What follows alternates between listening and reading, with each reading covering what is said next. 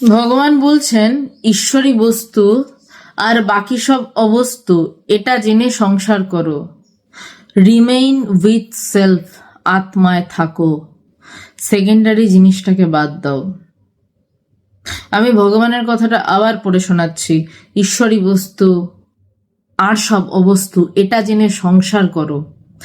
Remain with self, আত্মায় থাকো, secondary জিনিসটাকে বাদ দাও। কি বলতে চাইলেন ভগবান? সামান্য ব্যাখ্যার চেষ্টা। ভগবান বলছেন ঈশ্বরী বস্তু বাকি সব অবস্তু এটা আগে জেনে নাও, মানে এটা আগে অনুভব করো। তুমি যেমন এখন অনুভব করছো, আমি আপনি যেমন অনুভব করছি সংসারটাই বস্তু, আর ঈশ্বর চিন্তা এটা তো সেকেন্ডারি ম্যাটার না, ঈশ্বর চিন্তাটাই প্রাইমারি ম্যাটার। এটাকে যেদিনকে অনুভব করতে পারবে সেই দিন সংসারটা সোনার হবে, তার আগে সংসারটা ঝামেলার হয়।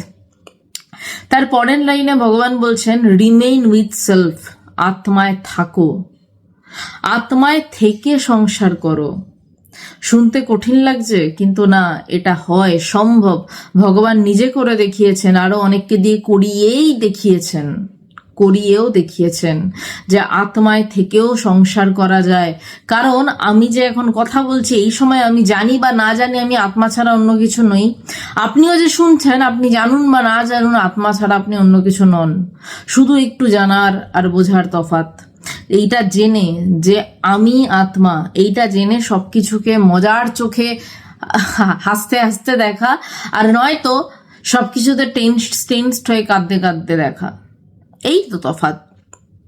সেকেন্ডারি জিনিসটাকে বাদ দাও, অর্থাৎ যে জিনিসগুলো এরপরেও পড়ে থাকে এগুলোকে বাদ দাও।